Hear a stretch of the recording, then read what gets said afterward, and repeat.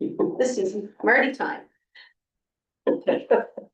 Rapper time. You didn't get into Rob time anyways.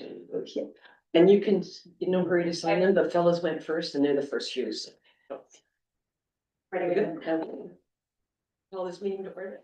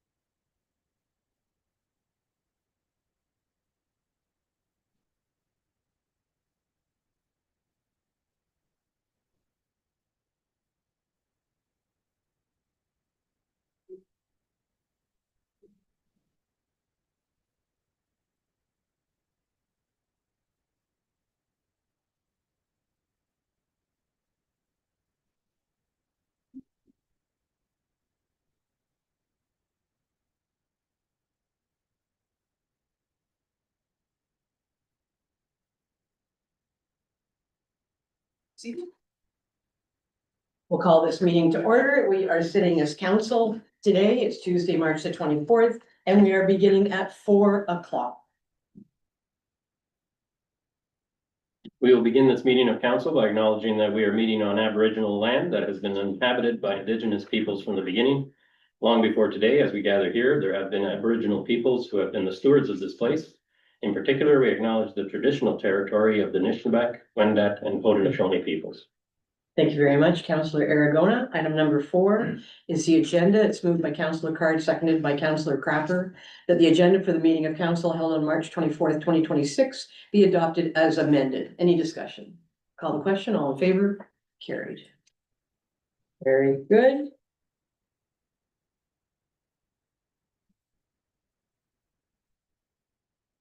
Any declarations of conflict or pecuniary interest? Seeing none. Item number 6 is the adoption of the minutes of the previous meeting. So the motion is moved by Councillor Crapper, seconded by Councillor Card, that the minutes of the February 24th council and March 10th, 2026 committee of the whole meetings be received and adopted. Any errors or omissions? Call the question. All in favor? And that's carried. Okay, for the public, we're going to go into a very brief in-camera meeting. I don't expect it'll be more than 5-10 minutes. It's moved by Councillor Card, seconded by Councillor Crapper, that the council proceed into closed session as permitted under the Municipal Act to consider personal matters about an identifiable individual, including municipal employees. All in favor? It's carried.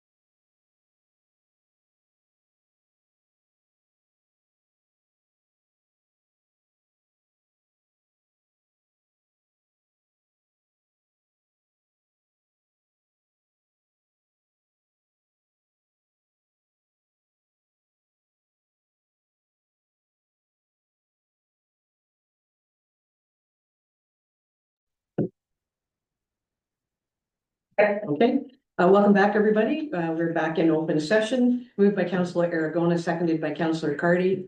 The council met in closed session to discuss matters pertaining to personal matters about an identifiable individual, including municipal employees.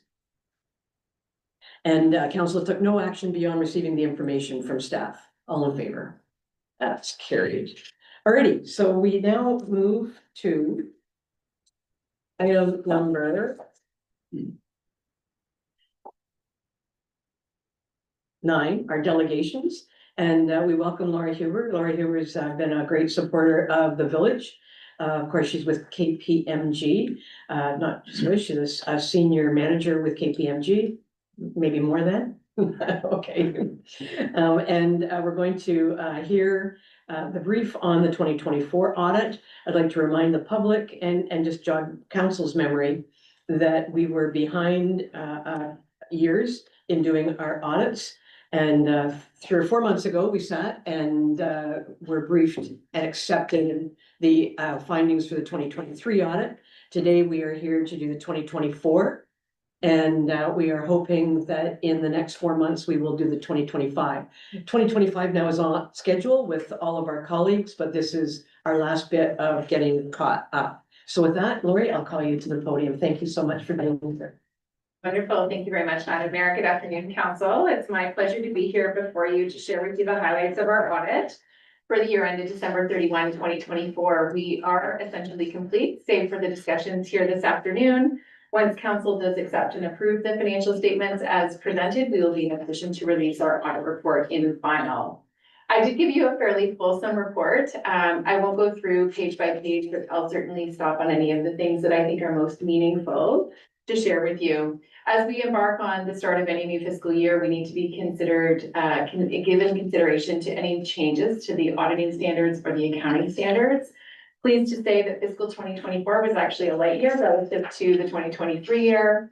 There was a change that you will see on page number 6 of our report, which speaks to the accounting changes. There was a minor change to the revenue recognition, specifically related to areas where performance obligations or performance criteria may not have necessarily followed the revenue recognition in past years.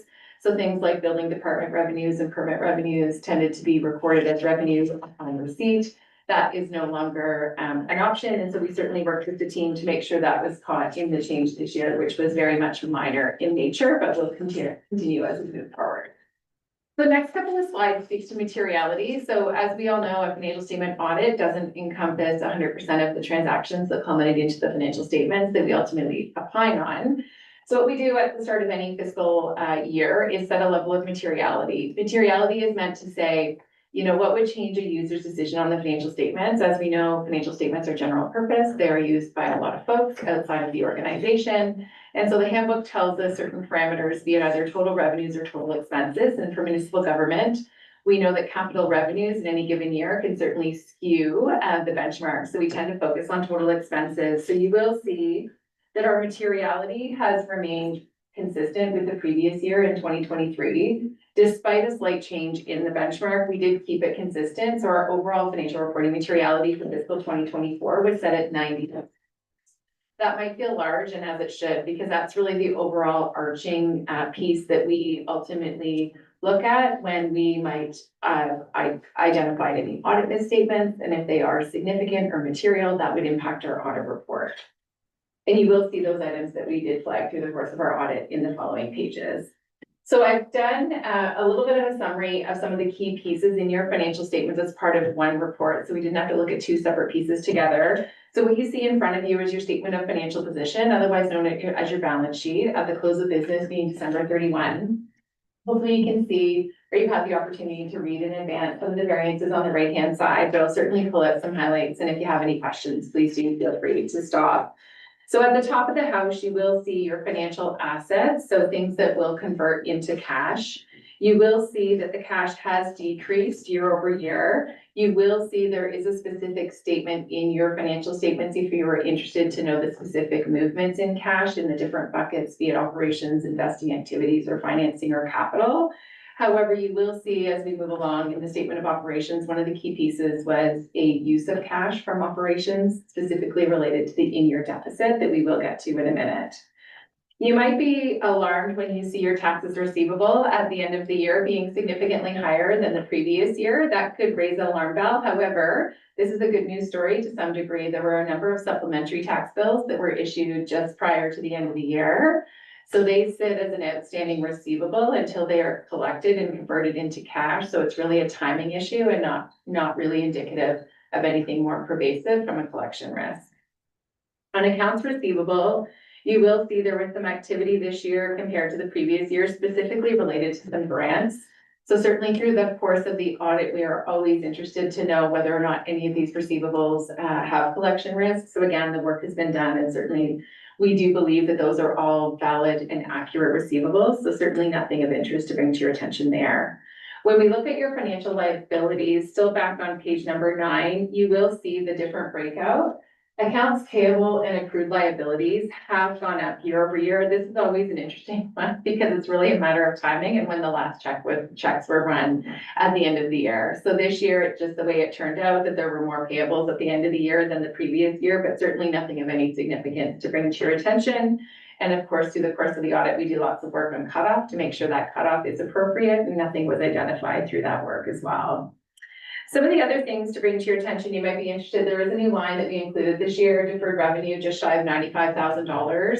There was an Ontario Trillium grant that was received in the year.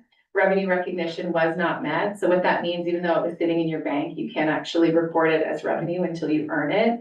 So what that means, you need to do things to earn that grant. So when you do those things, it'll come in as revenue to offset the expenditures. So it sits on your balance sheet until those pieces are completed, which is new and different. You will also see another category that I know tends to garner some attention is your deferred revenue obligatory reserve funds. So those are your reserve funds that are needed to be held under legislation. So things like development charges and others. Gas tax is another one that needs to go in there. So it again sits on your balance sheet until you've done the work that you need to do to actually earn it and put it on your statement of operations. And you can see some of the individual changes on the right-hand side there. You will see long-term debt. Long-term debt has come down. That's really a function of the principal repayments that were made during the year. We know there has been some changes to the long-term debt post the end of the year. So you will see there is some subsequent event note disclosure that has been included in the financial statements as well.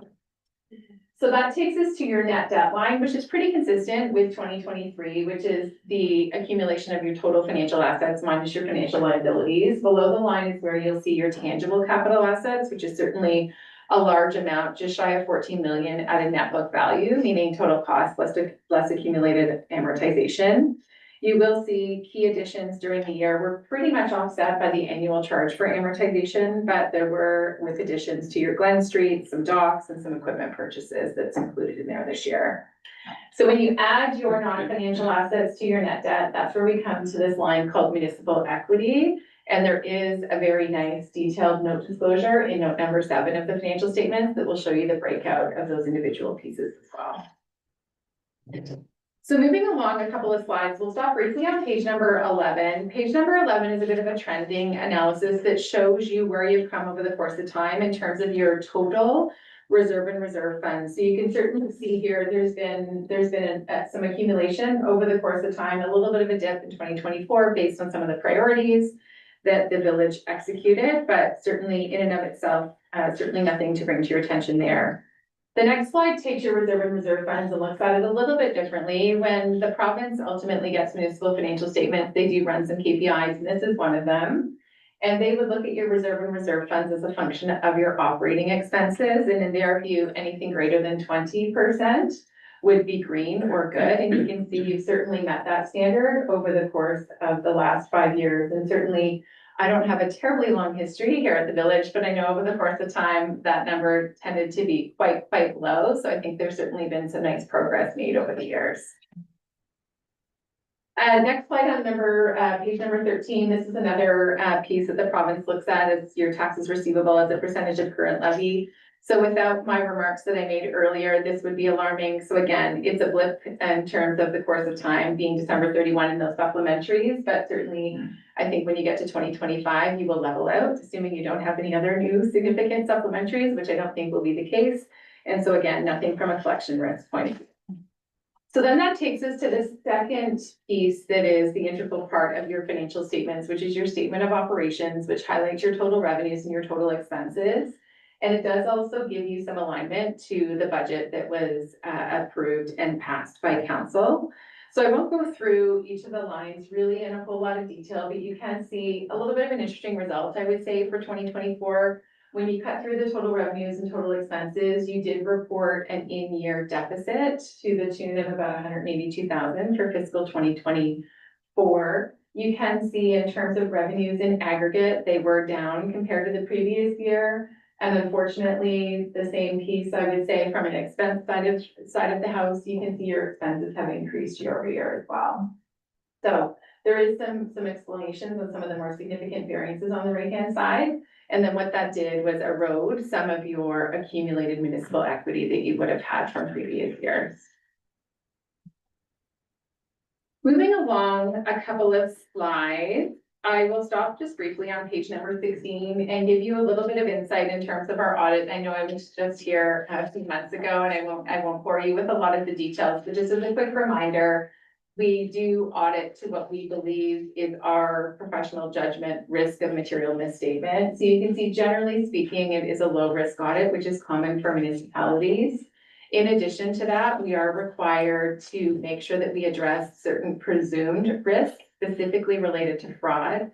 So I want to say this all day long, it is not unique to your organization. It's the same in every audit plan and every audit findings. The profession requires us to address this, which we have done on the next page. And you can see really the piece to bring to your attention is, from our perspective, we do not believe that we saw a particular result or bias on the part of management to report a certain financial statement result. So nothing from that point of view to bring to your attention here today.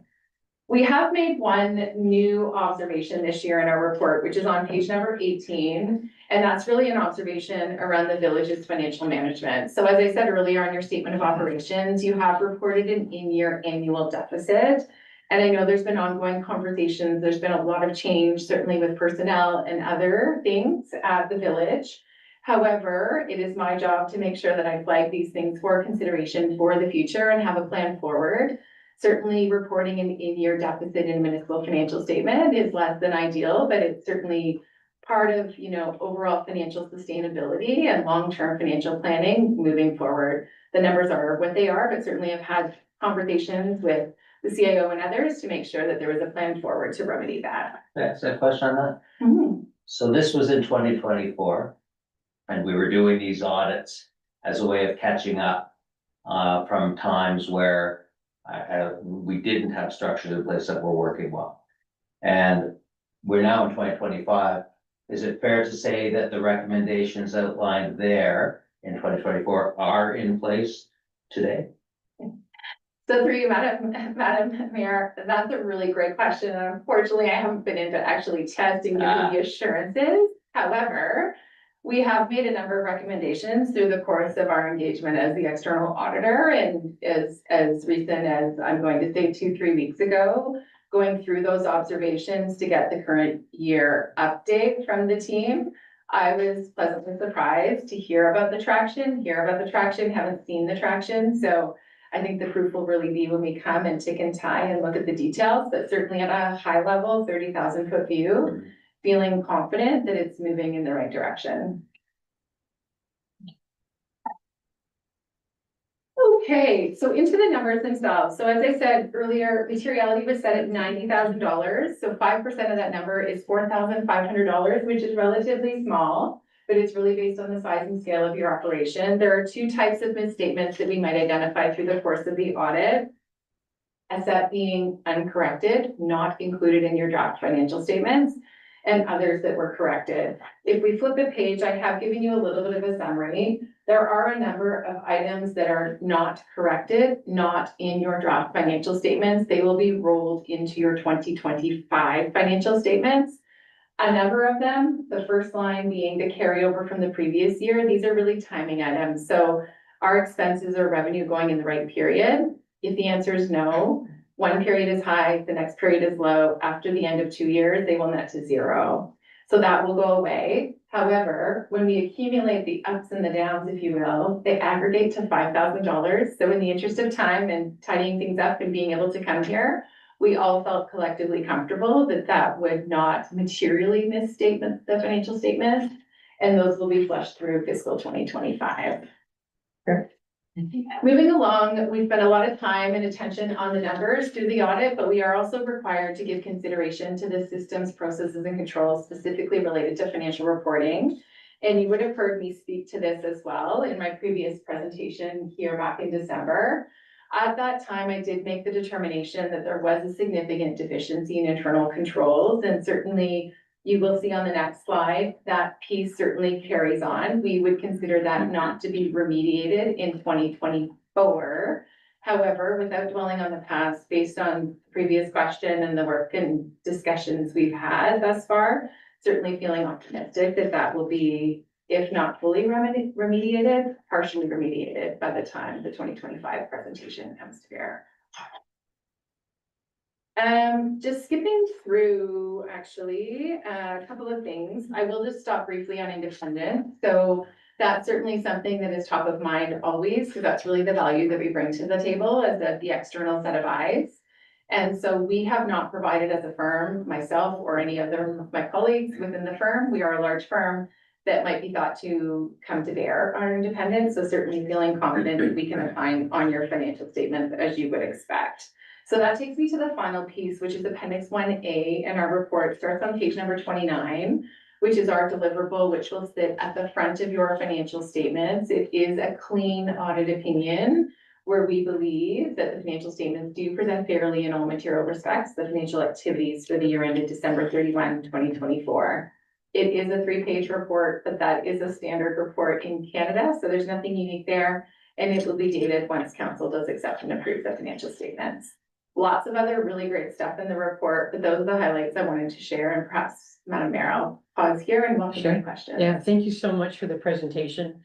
Of course, for the public's aware that we got the report a good week ago, and we've had a chance to review it.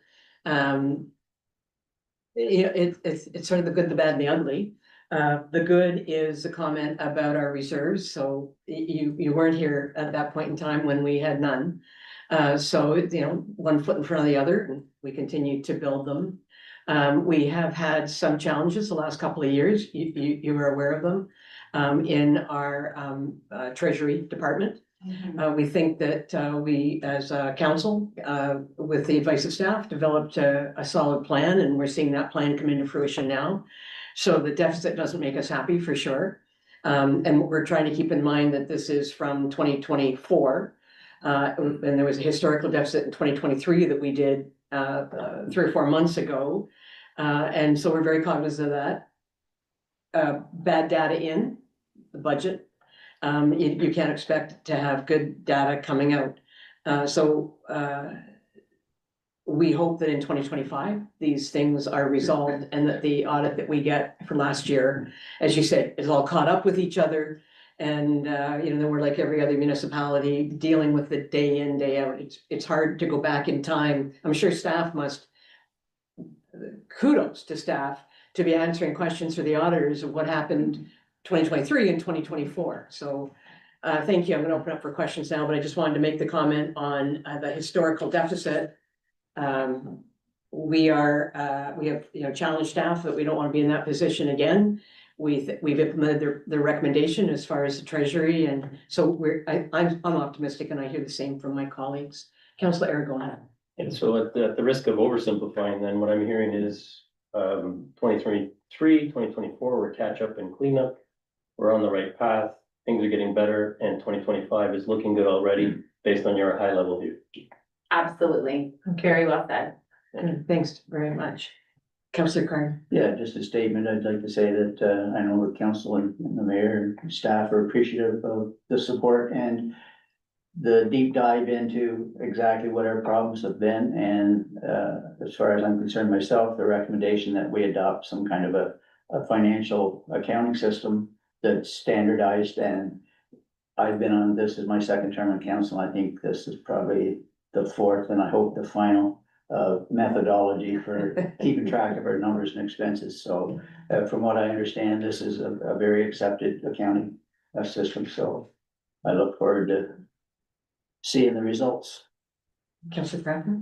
I know a question I'm gonna get is to do with deficit and what our plans will be for dealing with that. What is the process for us? Is that what we do during budget? The next budget? will be Right. Inclusive of hand figuring out our plan for the stuff? Yeah, that's exactly it. You've already heard you'll hear the recommendation from staff that, particularly in relation to the 118, that there was, money that should have come out to cover things from our reserves didn't. And so the recommendation coming to us at budget, I understand, is gonna be to take the 118 out of reserves, out of the unrestricted reserves. Councillor Carter? Just a follow-up, so will we be penalized anymore for having this deficit going forward, or we just pay it all off now? I'm just looking for some clarification. So through you, Madam Mayor, I don't know if I would use the word penalized. It's a matter of strategizing and how you're going to fund it. And I think there's certainly a few different options that have been assessed or considered. I don't know if Kimberly, you want to say a few words on that front? Yeah, go ahead. Certainly through you, Madam Mayor, that's staff's plan to bring forward a briefing note at the budget, 2026 budget, options to fund the deficit. But I think probably what Councillor Carter is thinking about is that she's heard you can't carry a deficit into the next year. Correct. So our understanding is when you have a plan, I mean, this is not legitimate, but it's explainable and the effort both in resource hours and financial commitment to get it resolved is something that I know the government would sit back and say, keep going, you're doing the right thing to get it resolved. But I think that's what the question is. Yes. Go ahead. Just a question, to yours. You mentioned the fact that part of this problem is due to the fact that we should have taken money in reserves and we didn't. So would it not be logical to take money in reserves to make the numbers right? I mean, it should have come out in the first place, it didn't. Is this a double-edged sword here, or? Kim? Thank you. Through you, Madam Mayor, we don't actually know definitively if that is the source of the in-year deficit. However, the third-party financial consultant has said that that is certainly a solution to clean the slate moving forward for 25. So that'll be coming in a briefing note, that budget. Everybody okay? We've explored all our questions with Lori? Well, thank you very much. We'll end up passing the motion. We'll do it while you're here. Moved by Councillor Cardy, seconded by Councillor Aragona, that council accept and approve the 2024 audited financial statements and that council receive the audit finding reports for information purposes. Any other discussion? Call the question, all in favor? Carried. Thank you once again, Lori. Thank you. Hope to see you in July. Thank you. Me too. Yeah, we love having you here. Yes. I enjoy coming to. Watch the deer. Yeah. All right. All right, that takes us to 10.1 team, which is Public Works, WTC Communication Center, GHG Plan Phase 1 lighting. And the motion is that moved by Councillor Aragona, seconded by Councillor Cardy, that council direct staff to engage our lighting and electrical contractor to install the lighting portion of the GHG reduction plan in an amount not to exceed 28,000 plus HST. Remember, now we're in motion, we're bringing forward. Council will bring forward the motions from committee of the whole. Any other discussion on this now? I'll call the question. All in favor? Carried.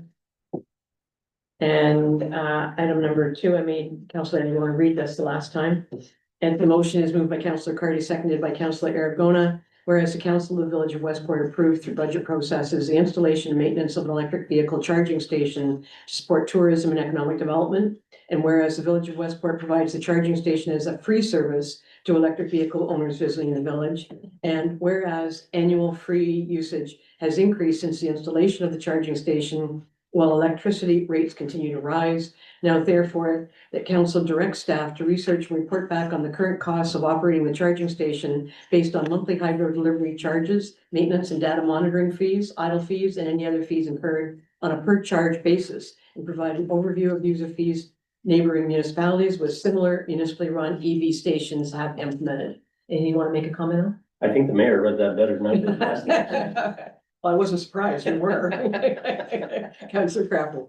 I was surprised that I have come to know that I was not alone in not knowing that it was a free service. Because there's a box there and it reads a card, there was an assumption in people like me that people were paying as they, so I think it's vital that we're not in a position to give free charging any more than we are free gasoline. So critical. Okay, Yeah. okay, yeah. Anybody else? I'll call the question then, all in favor? Carried, great, thank you.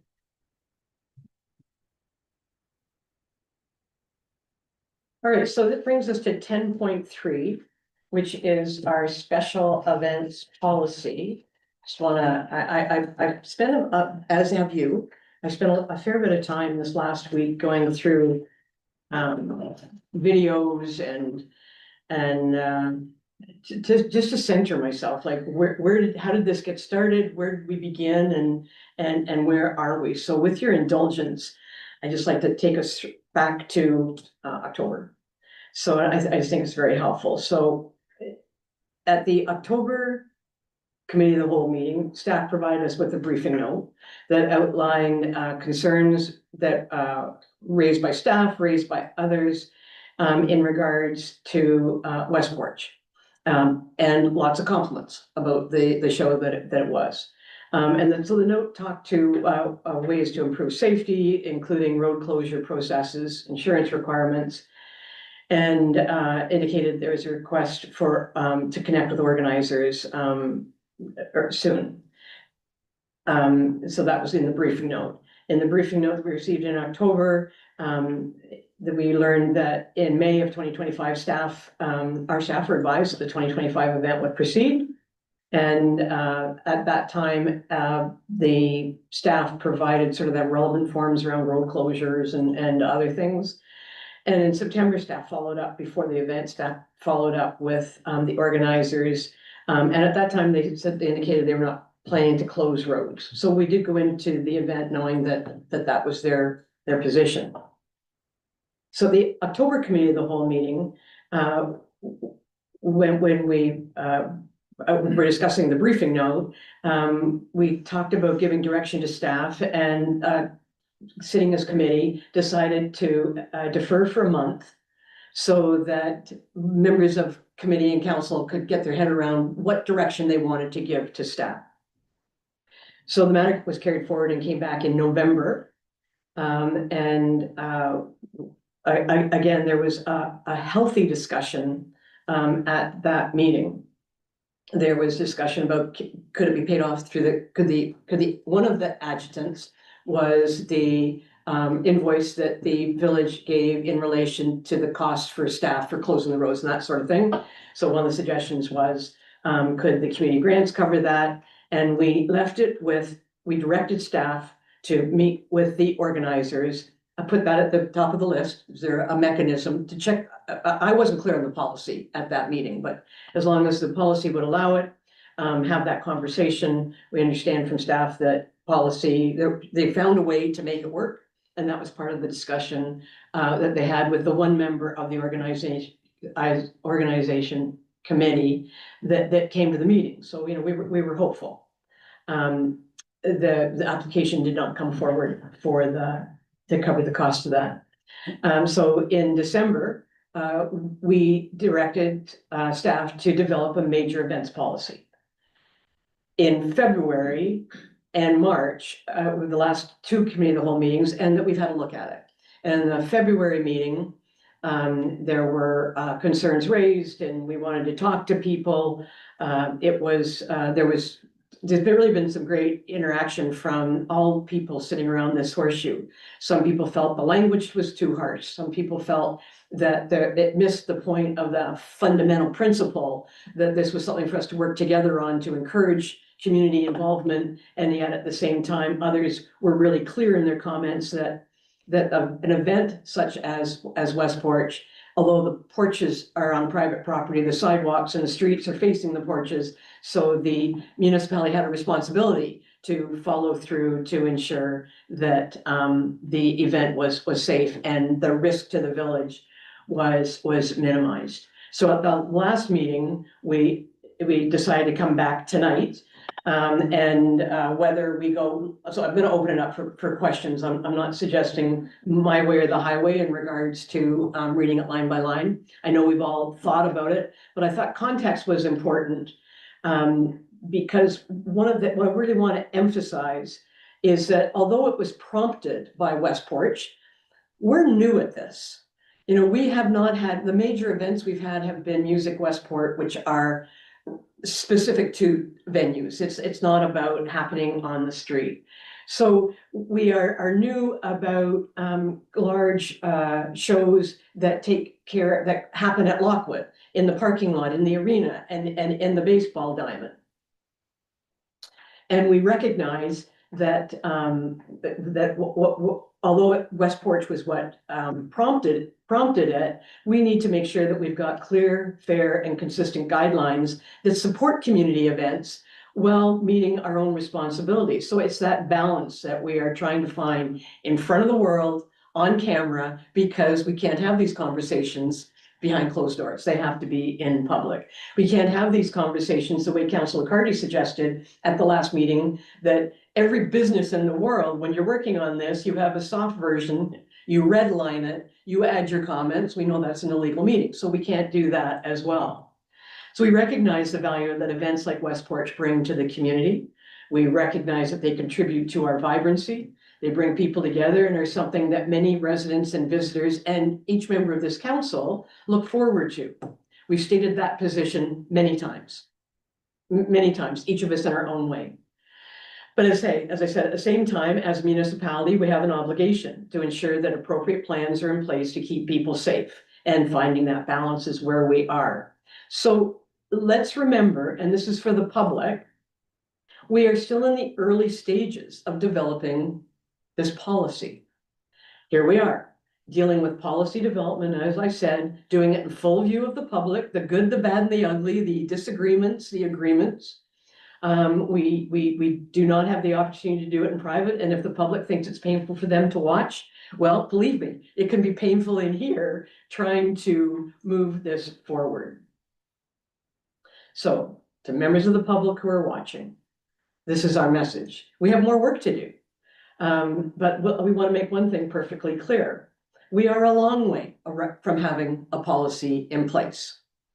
We are a long way from having a document to share with the public for consultation, and we are a long way from implementing any changes. You're important, that public's input is important to us, and we encourage them to share their thoughts and suggestions with Town Hall so that they can be part of a formal review process. Give us your thoughts. You know where each one of us live. You know where Town Hall is. So we would like to make sure that all perspectives are considered when we continue our work. I'm not sure where tonight's going to go, but again, I just want to repeat for people who may think we've put something in place and we didn't talk to people. Our commitment has been to people who have been in the gallery, that before anything goes to council for a decision, we will do lots of consultation in the community. So let me repeat that. You are watching unfold in front of you the development of a policy to resolve an issue that we know we have a duty to work our way through. If you query the sites of bordering communities, you'll see they all have major event policies. But we do not have a policy in place. We do not have a bylaw in place. Nothing has changed for 26 than what we did in 25, 24, 23. And so finally, municipal elections are approaching.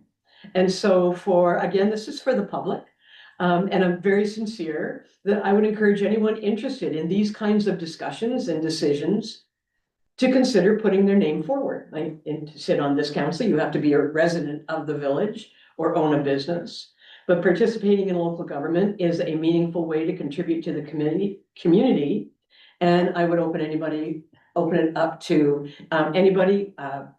Councillor Card and I sat in this room last year, having a meeting with a community member.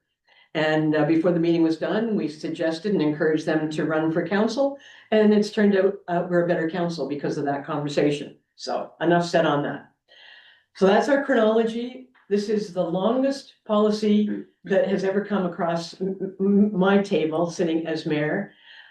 It's draft, it's early stages. I'll open it up to council for discussion. Council Arundel.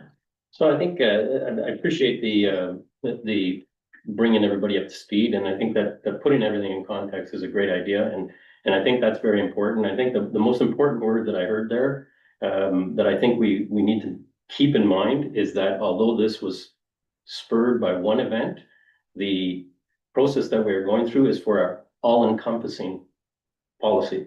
And we don't have the answer to that all-encompassing policy just yet.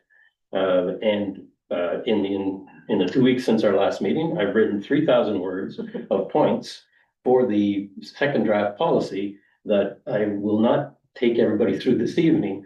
But there are 3 specific lenses that I looked at that I can sort of frame what my thoughts were in the last meeting, and why I think that we need to be a little bit more careful about what we're doing with the actual text of the policy. The first is around clarity. I think the text should provide clearer, more explicit statement and emphasis of the intent of the policy, meaning that it's an all-encompassing policy and that it's intended to enable organizers to hold successful events, mitigate the risks and liabilities to the village and to the event organizers, and also ensure public safety at all events. We've really said that a number of times. But we need also clarity on the event types, because in the current policy, we've got 2 event types. I think we need to be a little bit more specific in breaking those out. Permit requirements are important, and we explain that we need permits for events, but I think we need to be a little bit more specific about the type of permits for each type of event. There might be different types of event, and looking at policies from other municipalities, it seems that they've broken it out quite well in terms of different permits for different types of events. And then we also need to relate back to existing policies and bylaws, because this policy needs to work in conjunction with other things. So for example, the parade policy or noise bylaws, anything else that's already in place. And then the last thing on clarity was essentially timelines. We need to clearly structure the policy so that organizers understand that things are going to happen within a certain time frame. I know from experience that if you're waiting for approvals on things and you're trying to get things lined up and you don't know whether or not you're going to go ahead, this can be a major stumbling block. The second lens that I looked at was approach, and in researching policies from other municipalities, it became clear to me that an events policy that supports event organizers, mitigates risks, and ensures public safety is not a standalone document. It usually is packaged within the context of other documents. So there's the policy itself, which has some legal language and needs to be structured and stated in a certain way. But that policy is backed up by an application. And then typically most councils also have a guide that enables and streamlines the whole process for event organizers and sort of walks them through how to get things done so that all municipal, county and provincial regulations are adhered to and addressed. So I think that if we're going to go forward and do an all-encompassing policy, we need to actually start thinking not just about the policy itself, but what do we package around that in terms of the application and some type of guide. And the last thing that I want to mention is something that I've mentioned since we started this way back in October, is I think that we need to also look at support and contribution from town hall in some way. Most municipalities enhance their policies with a structure to which the municipality can work with event organizers to navigate the application process itself through a single point of contact or some type of committee structure or whatever. But it is something that they can fall back on, because not all organizers are familiar with the legalities, the requirements from the county, the requirements from provincial organizations, et cetera. And then there should be in there, in my mind, some mechanism through which organizers can apply for and the municipality can consider contributing to the success of an event in some way, such as waiving fees. And that's an application process. That's a process by which the staff or council can sort of look at that and say, yes, this is a very important economic development operation, we can waive the fees. Or it can be a policy that actually is structured. We have currently a grants policy in place. Maybe that fits in there. So those are my thoughts.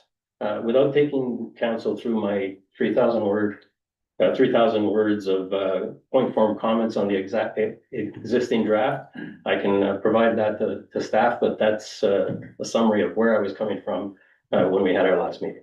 Okay, thank you so much. Councillor Carter. Through you, Madam Mayor.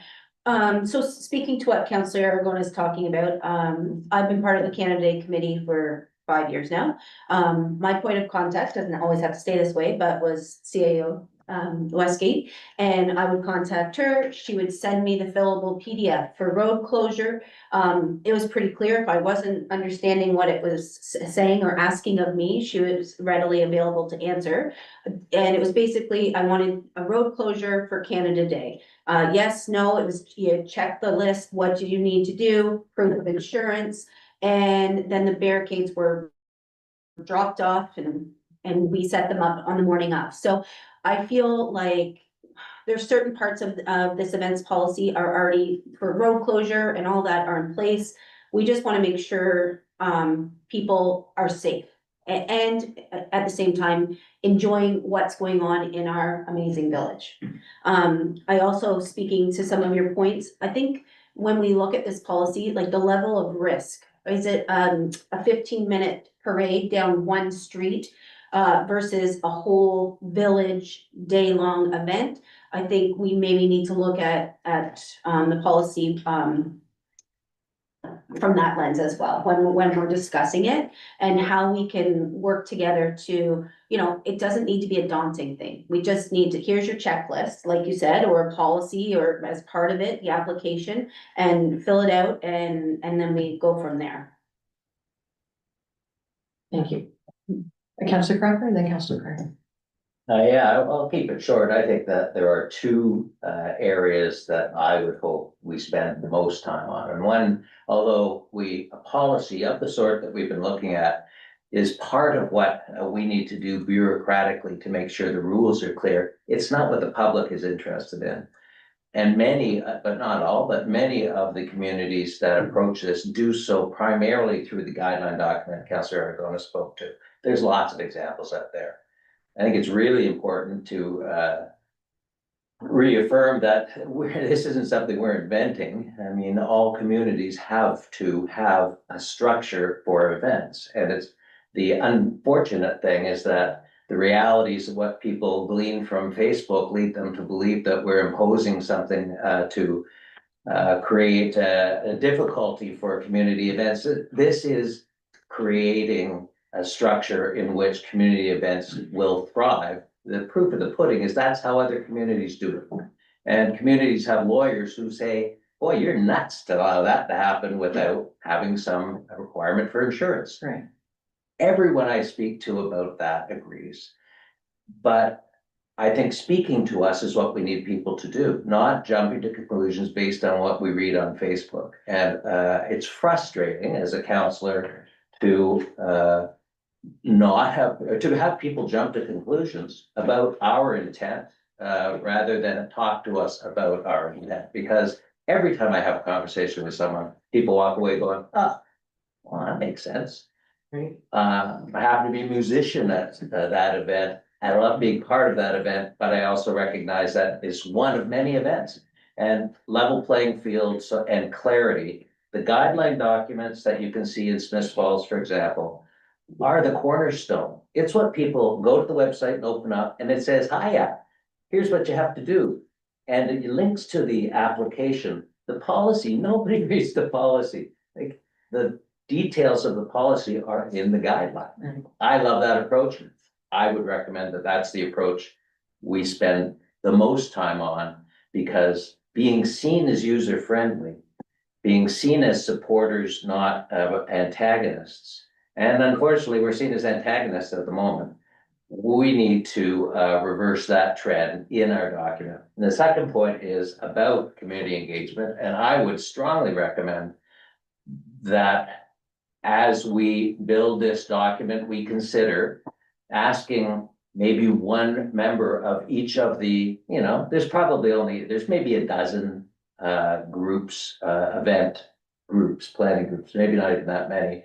I think we should be sitting with them with whatever it is that we're proposing and asking those folks who will have to live by this, what do you think? Are we on track? Is there anything in this that you actually see as being detrimental to you doing the great work that you have done and intend to do more of? And if there are problems we didn't foresee, well, now we know. I don't think that, using Facebook to post and ask people for feedback is going to be effective. It hasn't been historically. I think we need to sit down with representatives of the groups, that those groups decide and pick their brains. I like what you said at the beginning. We're not in a race to get this done. We want to get it done correctly with good community engagement so that we have a long-term success through what we will end up with. Councillor Carr? I agree with everything that's been said here tonight. I'd like to see total community engagement. We've talked about the charitable groups, the organizations, whatever. We haven't talked about businesses. They should have some input into this, because at some point in time, the way the village is growing, the businesses are gonna be interested in doing events. We should at least get started on some guidelines for them, and the only way we can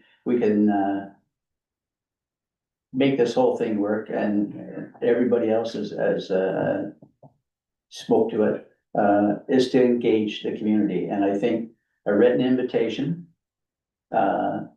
to the groups, staff can compile a list of groups, where you might want to use your website is for an invitation to the public. If a neighbor's got something to say about something that's happening beside them, they should have some input into that. The businesses should at least have the opportunity to speak to what might happen in the future, I think. And the way I see this happening is for this council to what we can provide as a list of core considerations for the implementation of a policy or guidelines. I like that word better. There are things to consider here, as some of us talked about. There are kind of two different venues here that stand out. One is like an event that happens, like Westport, that happens on the street. The other is something that might happen at the arena or the ball field or something like that. So we have to consider like user agreements for those things. We talked about rental agreements, but I think user agreement is a better definition. When you say rental, you're going back to money every time. There may be opportunities for groups to use facilities at no charge, so user agreement sounds better to me.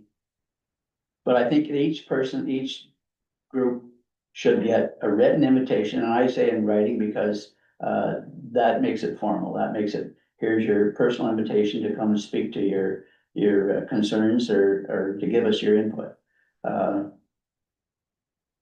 I think that you might get some residents too who say, you know, let's talk about the noise bylaw. Are you going to extend it is there any opportunity to extend it for music beyond the set deadline now? There's a lot of things here that we as councillors don't know, but we have a lot of people out there that do know. There might be, I think my intent would be to keep it short and sweet, but start with a long list and see what that draws, and you may well just throw out certain areas. I think we could shrink it down to something that's really workable. Guidelines, prepare a package as Councillor Crapper said, which I've noted a lot of different communities do that. And some are as simple as, the one I was looking at was where they talked about fire department approval for emergency and that. It was just a picture of the fire department and say, you know, contact is, they weren't trying to shove anything down your throat. There's nothing that I've seen in this whole package that can't be worked out by a group of like-minded people that want to see this survive, see Westport survive. I think that it's one of the best things that ever happened to Westport. It's I guess you could say it kind of coincides with the growth and the maturity of the village that we could do something like that. The car show is another thing. We're starting to see things that, excuse me. We're starting to see things that can contribute to the future of the village. But I think total community involvement is key to making it work. If you're given the opportunity and you have something to say, come and talk. If you don't criticize the effort after all is said and done. If you have concerns, let's hear them. Did you want to add in, when he was talking, I could hear that you wanted to say something, go ahead. Yeah, through you, Yeah. Madam, just, I guess a lot of feedback I got was that it's way too lengthy and way too wordy and thou shall. Yeah. It needs to be a bit softer Yeah. and just maybe a bit more concise and clear. So, heard a lot of things. Let me see if I can summarize them and get consensus on moving ahead.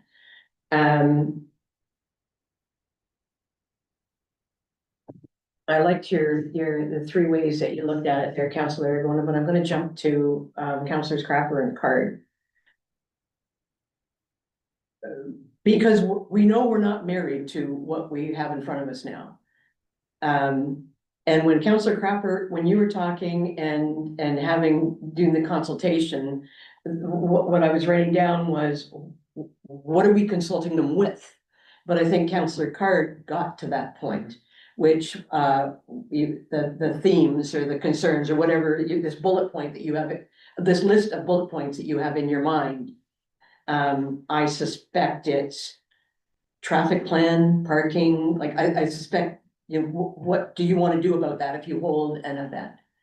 And I think you agreed that it should be a spokesperson from the group to come and talk to staff, I guess. As opposed to having to write staff, let it be an interactive discussion. And I'm saying staff because we're gonna be the decision makers at the end of the day. I wouldn't mind some arm's length from the contact with the public, if you guys agree. Let them talk to staff so they don't have to worry about those personalities, they can just say what's on their mind. So do I have that right so far? Give them something to consult with, we would provide a list of things that we think should be considered. Staff would invite the key people from each group in, they would talk about that list and how it, in their events, how that would factor in. And then that information would come back to us through staff when they prepare a document that looks like a user agreement. And the user agreement can be as simple as, because I was with you, I'm with you 100% on the Smith Falls document, that's so catchy, but behind it is a policy. Yeah. So somewhere we need the policy. But people don't necessarily have to memorize the policy, the user agreement does it for. We're just not there. They're not the So user just- agreement. Yeah, just, but we still have to develop, we have to approve a policy, then to have the very catchy, cool, interactive document online. Are we all on side there? Yes.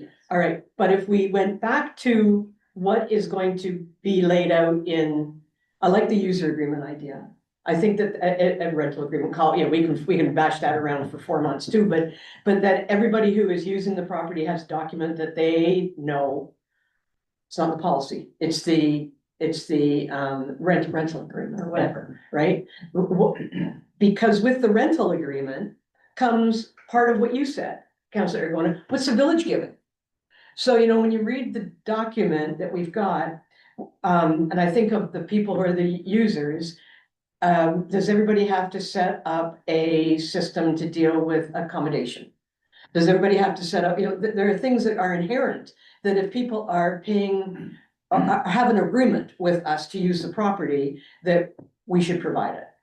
So I think that on the bullet points, I think that one of them they should be asked is, what do you expect if you're gonna sign an agreement to use Lockwood or the arena for an event? What do you expect the village to give? I think that's important to hear from them, because that's a bit of the feedback I've heard. Is, how do we make sure that it's accessible? When it's your building, shouldn't you do that? Yeah. So we get a list of bullet points. We ask staff to do consult with the people who we've already talked about. We get a policy developed that will be simple. Will cover the high-end things that are the risk to us. And then this thing that if I want to use the arena, if I want to use it for a car show, I know what I've got to do, village knows what it's got to do. If we're talking municipal property, I think that's a solution. then we're gonna get to the events that's all over the city, or all over the village. But are we in agreement for those events that occur on municipal or by municipal property? Is that at least a beginning way to identify the areas of concern, talk to the public, and let it come back through staff, a different proposal? Council Craft. Yeah, and I think, backing it up a little bit, the simple task really is to clarify for people that there aren't huge barriers. So I know insurance is a worrisome thing for people. But there's misinformation about, like, let's give an accurate information about where you get insurance and what it actually costs. Because, and I can see in that a group, a gathering of people, we have insurance as one of the bullet points. Yeah. But our job there is to say, you don't need to worry about it. Here's every group is, we've had insurance by many groups for events, and here's what it looks like. Here's where we suggest you get it. Or it's included in the rental Or agreement. yeah, whatever, Right. like, you minimize the sweat and the angst that's out there. Okay, yeah. And I'd like to see that meeting, the purpose of it, not just to wordsmith a document, but to leave feeling like, wow, it's not as big a deal as I had thought. Agreed, and just, I wanted to be clear on that point, there is no document. Yeah. What that meeting would be these bullet points that you Yeah. were talking about to get feedback on them. Mhm. We can massage that a bit, but I'm not suggesting we give them a document to No. read it all. No, but Or we're back at square one again. But the document will then become much simpler Correct. to Councilor Carr's, because most of those bullet points are Yeah, minor things that we can clarify. yeah, I think we're on the same page there. Councillor Carr, are you okay? Yeah, I think it will boil down to a very slim document, and a lot of the things that come out in a conversation could be eliminated, Yeah. basically. I Yeah. mean, there's Mhm. 10,000 points there. If you do any investigating, everything is covered from soup to nuts. Yeah. We're not Ottawa, we're not Montreal, Toronto. We can have a much simpler document. Okay, but the process to get there, I really like where you two have come from. Councillor Argon, are you okay with where we're building this? Yeah, I think- This is first step, right? It's not gonna be all inclusive, but Yeah. it feels like it would be something that might work. I think that we're all on the same page, and I think that, you know, a slim policy document and then a much more comprehensive user guide that goes along with the application seems to be the way that most municipalities are doing it, and that user guide is usually the one that's got the most information in it. Yeah. But it also, going back to something that you mentioned earlier, Mayor Jones, it also is very specific within the context of the types of, the user guide is usually very specific within the types of events. So currently we're talking small and large events. If I may, small events at a single location on municipal property, large events at a single location on municipal property, and small and large events that may require road closures. I mean, that might be a distinction that we want to. We might get there, yeah. But that's really where the user guide will provide the most information, is because it will address whether it's these three specific or two specific, whatever, Yeah. it will address the requirements for each Agreed. type of event. Agreed, yeah. Everybody's agree with that, like so far? Yeah. If you're the small event, if that's where we end up with, you were worried about pages 2 to 4. But if you're having a different type of event, you go to pages 8 to 10. Exactly. Okay, I like that. Go ahead. Your worship, But we're not there yet. No. Okay, we're gathering them just for the public who's watching. We're not predetermining it. I think there's gonna be some new things for us to consider here too, like this new Ford alcohol thing. We should include that somewhere in that, a person can be informed as to the possibility that works for their event, or it doesn't, or you have to do this, you have to do that. But I think when it's all boiled down and you come with your application to staff can guide you then into, okay, you're a small venue, but you want to serve alcohol, so that's a different deal, okay? There'll be some slight changes there, but I think staff, once they're educated and get it straight in their own minds, whatever we type, they'll be able to help you through that. So that's not a surprise halfway through. You're gonna, you get to the day of the wedding and oops, can't have any wine. We didn't take care of that. So I don't think it should be an issue. I just think people should be aware That's part of our job, as I see it, to, inform people, what the possible liabilities are, not to try to crucify anybody or drive anything down their throat, but you should be aware that when you do something that insurance is the one thing, you Yeah. pay it and you hope you never use it, and it shouldn't be any different for an affair like this. If somebody puts a lot of work into organizing something and somebody gets bent out of shape and hurts himself or something, you should be able to sleep at night and know that you've done everything you can do to mitigate the liabilities for yourself and for anybody participating. Yeah. The documents I like the most, they just say, are you thinking you might have alcohol? And it takes you to this direction. It's all web-based. Correct. Make it as user, and so somebody might, maybe they're pondering an event and they want to see what's involved, Yeah. and we don't have to reinvent the wheel. Like, I know CAO Westgate's already looked at many of them out there, like, there's some really nice ones. I don't think it's gonna take a ton of time. The most important thing is what we are really all talking about, making sure the perception of what we are doing is that we are doing it with, not to. And that it begins with conversations with these key stakeholders and I think that it'll go probably pretty quickly and we can show examples to people and see if they like that kind of approach, whatever, but. Yeah, so it's good. Counselor Carney and then Counselor Carr. So, yeah, I really like where this is going to. I think, key stakeholders would also be businesses, like Councillor Cart said. And then I think once we talk to, various groups within our community and businesses, then maybe it can go out for, it's just public having Yeah. comments, or I think they should have a hand in it as well, Yeah. once we've maybe done some work Yeah. in this and had some more, feedback from volunteer groups. Yeah. And businesses. Yeah, I think we all thought that when someone was talking, but we didn't actually, weren't implicit to say it. Counselor Crane. I think through yours that at some point in the whole process, so while the web-based thing is great for part of it, I think there should be some personal contact. There should be a point person, whoever that is on staff, where you come with your initial application and they can say right there, well, this is something you should look at, this is something you should look at, this.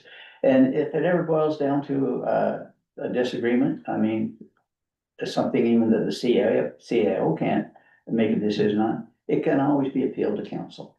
I mean, that anything I've ever seen, that is an out for anybody. I don't agree with that, I'd like to appeal it, and then council has to step up and make his final decision. But I think the personal contact is a key point. It should make it smoother. Have your initial meeting and then here's the website to fill out, but these are the points you have to fill out, so. My thoughts. The backbone of it, close your ears, because you know it, but you don't want to hear it. The backbone of it is there has to be a policy. And from the policy comes all this very cool stuff that we're talking about. But we can develop the policy with the results of the information that we get from these meetings, keep the policy risk specific for the village, and then the guidelines can be a lot broader. And they can talk about what you said, Councillor Card, we're gonna have personal contact, so who is the person in the village gonna be? But we collectively agree that we would like the policy to deal with the risk to the village. Right? And then we can build the procedure broader than that, which is, I think, what we're really talking about. Okay, Can I add? go ahead. If I may, I think it's the risk to the village, but it's also, we want to make sure that we're helping the organizers mitigate the risks for themselves. Because insurance is a requirement for events in Ontario. And most municipalities that I've looked at, vary from 2 million to 5 million. So that's not something that we invented. I mean, it's something that's there. And it protects the organizer and it protects the secondary insured, in this case, the municipality.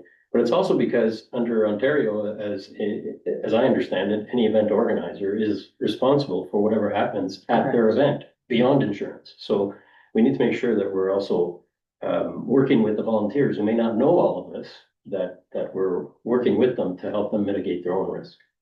Yeah, Yeah, probably not policy, but in the procedure. in the procedure. Yeah. But in the policy may well be that the insurance is included with a rental agreement for municipal property. Yes. And then that would mitigate it for everybody then, other than when we go to the large events that are village-wide. Mhm. Okay, so how's everybody feeling now? Go ahead. I think we probably do need a motion to, related to that last policy. There's still this belief that we have this policy that we didn't, decline it. So you know better than me, like, do we need a motion to, we just deferred it, but we need to do, we want to do more than defer it. We want that policy, disappeared, do we not? So that Oh, we you mean start the fresh. motion that we've carried Yes. forward month after month? I mumbled it up to me. No, I got you. I got it. And it's a good point because we've just deferred that and it's here. Could I just hang on for process and let CAO think about Yeah. that? And we'll just do a quick round of the table for the discussion. Anything else that you feel you need to talk about today? How do we get that list? Do you want to think about it and bring it back at committee of the whole in a couple of weeks? Or do you want to just say it tonight? Again, your point and my point, let's reaffirm it for the public. Nothing's gonna change in 2026. So, and for people who are organizing events and wondering, oh, they have to cancel an event because they can't get insurance, there's nothing on the books, there is no policy, we're building it. Do you want to take the time and come back with what those criteria are, or are you prepared to proceed? Go ahead, Joe. If I may, I don't know if it would be productive for us to go and do that and structure a policy at this point. And do what? And structure the policy at this point or go through it. No, I'm suggesting the points that Councillor Card has brought Oh, the up. points. For what are we gonna do the public consultation on? Yeah. I would, I'm gonna suggest that Kim goes through the 3,000 words that I've written, so I'm gonna submit this to the CAO and that the points from my end can come from there. All right, submit to Kim your points, and out of that, she will come up with where there's a consensus. So she's nodding her head yes, and then we can keep moving along, bring them back in, so we have committee in 2 weeks and council's the week after that, because it's a funny month. Can you give it to her in time for her to put it in front of us in front of committee? Yes.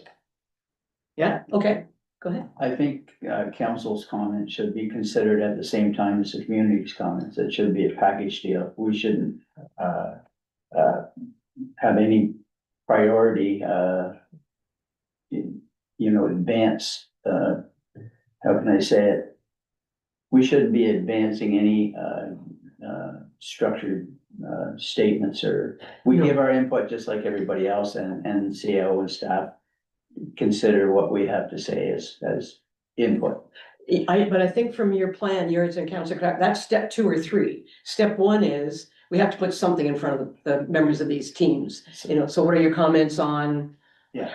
And that's all we're talking about right now. Yeah. If you can give the CAO the points that you want staff to take to the community leaders for their feedback. And then she'll pull from our submissions, whatever, 7 or 8, whatever she's got, wherever there's consensus, Right. show it to us at committee of the whole, and then we can get this underway. And would it be fair to then characterize those bullet points as really the key components Yeah. that exist in virtually all Core components. special events policies, right? That's what would be, and then I can see the group sitting around going, so these are the things that typically, you got your parking and your waste removal and your whatever. Give us your feedback as a person who has an event Yeah. on what you would Yes. like to see in a Yes, policy. because then it might be, I think what I heard from Councillor Card is some of them may just be like very trivial, and we can Or not. reduce them down Not to. applicable, yeah. And I think people will also hear, let's say someone says, well, I don't like the idea of having to get insurance, they can hear why from a council's perspective, that's. Not, it's essential. I mean, there'll be some things that we can't move on, and that's why we're doing this. So you wanna call them the what, court? Well, I just don't want to spend a lot of time for things, I know from what we've already talked about, it will take very little time Yeah. to come up with these core Core components. components? I just want to get some consensus on this, no? but we don't have to worry Key about that. elements. Key elements? Key elements. Key elements. Nice. Key elements, all right, good. Okay, so that's where we're at. Everybody feeling okay? Yeah. 3,000 words later. Yeah, nice work. Sent. Huh? Sent. Motion, so we deferred. So the motion has been deferred again today, so, how do we clean this up? Because we're in council. So in terms of procedure, nothing's ever been even recommended for approval. So it's always been deferred, so nothing's been approved, nothing's been solidified in any way, shape or form. So if council so directs like you normally do, I capture it in the minutes and then I'll proceed accordingly. Otherwise, you can write a motion to direct me to collect the information from council, put it into one document and then release it to the public, or if you want to capture something specific, but generally speaking, you can do it one of two ways, but nothing's been approved or recommended for approval. All right, so the deferred motion from committee just dies because we're not doing anything with it. That's what Councillor Crapper's question is about. It Yes. just dies, Yes. okay. I would like a motion, because this has been playing out in the public. And I think it's important that we have a motion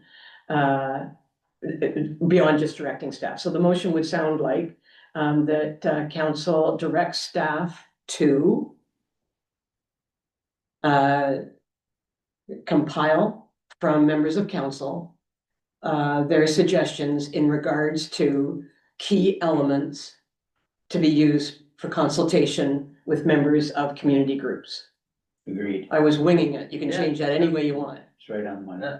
Straight on. Don't ask me to repeat it, Kim. You're being recorded. so- Okay, oh, it's recorded, right? Okay. Right. Does that work for everybody? Yeah. All right, and we're gonna try and get it back in front of us at committee if possible. Do we need in that motion that we're asking that, Councillor Card had suggested that we, invite in writing? Committee will do that. Yeah. Yeah, because we're gonna get the list and we're gonna say, yes, I think we take it step by step. Yeah. Because each step we take it, and the public watching knows, when we said there's nothing yet, we haven't changed anything for 26, the proof is in our actions, so we'll do that at committee for sure. A mover and a seconder, please. Okay, moved by Councillor Card, seconded by Councillor Crapper. Anything else in regard to that team? Call the question, Just one thing, just to clarify through you, Madam Mayor, we have not banned or canceled Westport as a council. Correct. And I think that that's really important. That's out there and there's a lot of perceived or misinformation, and as we're doing tonight, we have not done that. So I want the public to know, as staff or council, we have not canceled or banned that event. Good, well said, thank you. All right, then I'll call the question on that motion if everybody's ready. All in favor? Okay, very good. Good discussion, team. All right, we're gonna come to potholes, from events to potholes. 11.1. Once the motion is, there'll probably be people cheering on the streets when we talk about this.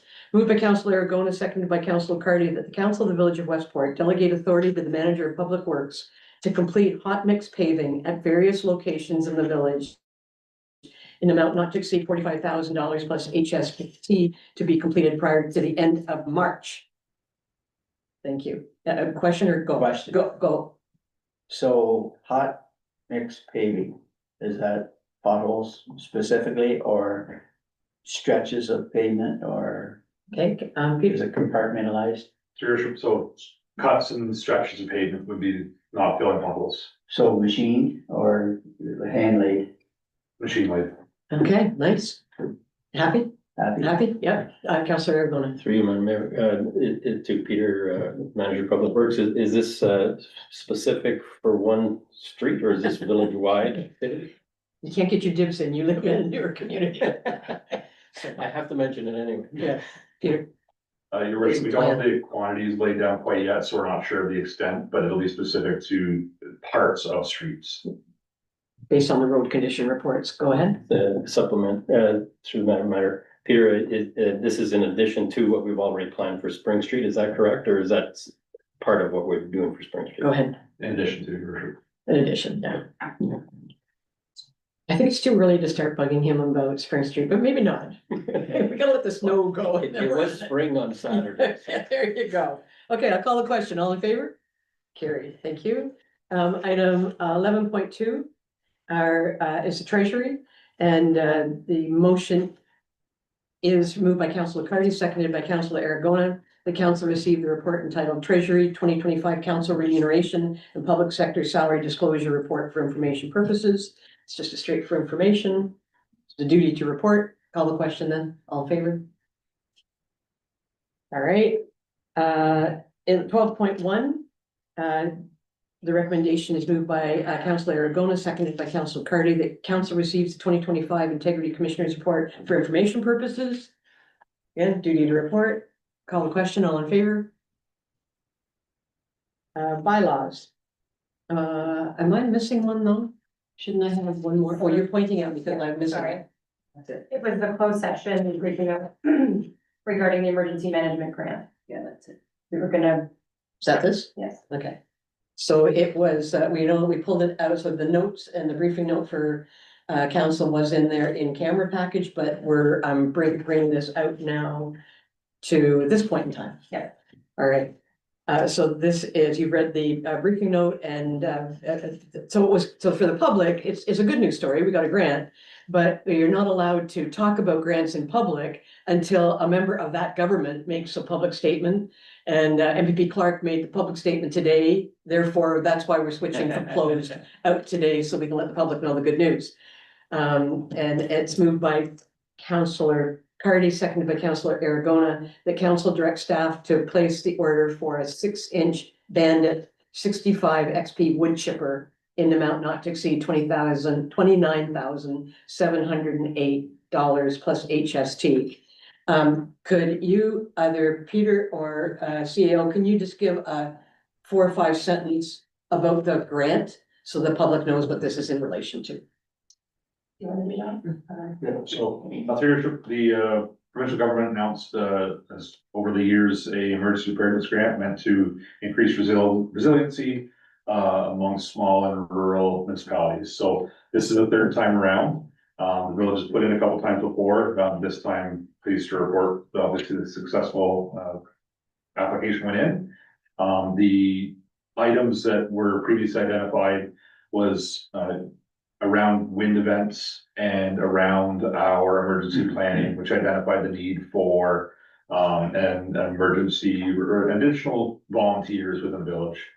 We talked about it in open session a number of Right. times, especially after our emergency tabletop events. And so this is meant to support an organization of emergency volunteers, help with some of the equipment, the training, the organization, and then additionally some equipment to be provided around work that would happen as part of a windstorm. So this is where the chipper comes in. This is something that the village doesn't own, would require to rent, and usually right after a wind event, these things are hard to find, of course. So we've seen over the years where we're dragging things around quite a bit. So hoping to increase resiliency. Thank you, because I wanted to ensure that people knew that it was windstorm related from the emergency management grant, that we're not chopping down trees and using the wood chipper for that, that this is to clean up after a major event.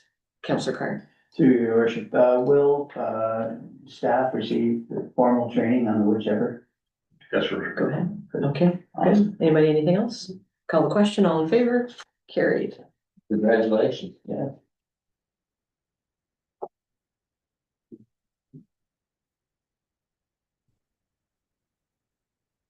All right, so 13.2 is the bylaw that we need. We've talked a lot about the green grant, the Green Inclusive Community Building Grant, but we haven't actually passed the bylaw on it. So that's what this one is about, team. So 13.2 is moved by Councillor Cardy, seconded by Councillor Aragona, that bylaw 2026 07. Be two bylaws. One is 13.1, which is the agreement with MTO for the pothole prevention. Right. repair program. Okay, Then the second one is the green. okay, fair enough. Yeah, thanks so much, CAO. So we'll do the pothole one first, since we've just did it as part of a motion. So moved by Councillor Cardy, seconded by Councillor Aragona, that bylaw 2026-07 being a bylaw to enter into an agreement with the Ministry of Transportation to access the pothole repair and prevention program funding be read a first, second, and third time and finally passed this 24th day of March, 2026. All in favor? Carried. Then the next one is moved by Councillor Aragona, seconded by Councillor Cardy, that bylaw 2026-08 being a bylaw to enter into an agreement with the Ministry of Infrastructure to access the Green and Inclusive Community Building Program grant funding, be read a first, second, and third time and finally passed this 24th day of March, 2026. All in favor? Two good news bylaws for sure. Okay, so any notices of motion? I do. Go ahead. I'm intending on bringing forward a formal motion for discussion regarding tree planting on public lands. Okay. Thus your little, I don't know if that was just irony that you talked about trees being cut down, but this would relate definitely. And this motion would support our current council's goal as stated in their strategic plan of protecting our tree canopy. Very good, thank you. So we'll get to see that next month. Anybody else, any notices of motion? Any announcements? Nothing to announce? Stu Chismore, you're gonna talk about our junior team? Good. Okay, or somebody, maybe Councillor Cardy, can somebody to talk about our amazing junior team, but you had something else that you wanted to talk I about. did, through you, Madam Mayor. I just wanted to mention that during March break, we were fortunate enough to find sponsors for public skating. And so throughout the March break week, we had free public skating every day and attendance was really good. We were upwards of probably 50 people every day. Nice. So I just wanted to thank Friends of the Arena, the Westport Legion, and the Village of Westport, who were the sponsors for all of those ice times. So it Outstanding. was very well, a nice investment for a lot of free fun for families all week long. Awesome, thank you. Well done, thank you. And somebody talk about the Ritos. Do you want to do that, Councillor Cardy, on behalf of your big brother coach? So the Westport Ritos won their series in 7 games with less than 4 seconds left in a double overtime. So they're going on to the finals to meet Van Cleek Hill again, starting on Saturday night. And Sunday is the first home game here at 7:30.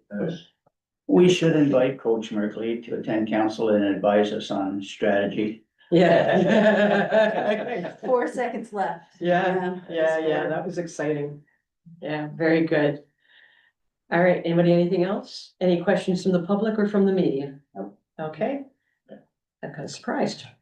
Confirmatory bylaw, moved by Councillor Cardy, seconded by Councillor Aragona, that bylaw 2026-08 being a bylaw to confirm the proceedings at its meetings held on March the 10th and March 24th, 26 be read a first, second, and third time and finally pass this 24th day of March 2024. All in favor? Carried. And we are going to adjourn at moved by Councillor Aragona, seconded by Councillor Cardy, that this meeting of the Council of the Village of Westport be adjourned at 5:40 p.m. All in favor? Carried. Thank you very much. Thank you for your time over the last couple of weeks, team. I think that the discussion about the major events, we are